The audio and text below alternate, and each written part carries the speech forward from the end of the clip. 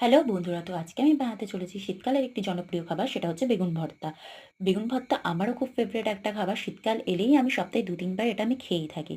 তো আমি ১ম এ ভেবেছিলাম আজকে বেগুনগুলোকে উনুনে পোড়াবো, কিন্তু বৃষ্টি হওয়ার কারণে আমাকে গ্যাসেই পোড়াতে হয়েছে। তো বেগুনগুলো পুড়িয়ে নিয়ে সাইডে পরিষ্কার করে রেখে আমি কড়াই বসিয়ে তাতে সর্ষের তেল দিয়ে, সর্ষের তেল গরম হওয়ার পর তাতে জিরে আর রসুনটাকে দিয়ে সেটাকে একটু ভেজে নিয়ে তার মধ্যে কুচনো পেঁয়াজ, কুচনো কাঁচা লঙ্কা দিয়ে তারপর আমি সেটাকে একটু নাড়িয়ে চাড়িয়ে নিয়ে তার মধ্যে আমি দিয়ে দেবো টমেটো কুচি। টমেটো কুচি দেওয়ার পর আমি তার মধ্যে দিয়ে দেবো নুন, হলুদ, লঙ্কার গুঁড়ো, জিরের গুঁড়ো পরিমাণ মতো। লঙ্কার গুঁড়ো আমি একটু কম দেবো কারণ আমি এখানে কাঁচা লঙ্কা ইউজ করেছি। তো এরপর আমি ভালোভাবে জিনিসটাকে কষিয়ে নেবো যতক্ষণ না বেগুনের জলটা মরে যাচ্ছে। সরি, মরে যাচ্ছে কি বলছি, মজে যাচ্ছে। তো হয়ে গেলে আমি তার মধ্যে একটু বাটার আর ধনেপাতা দিয়ে ভালোভাবে নাড়িয়ে নেব।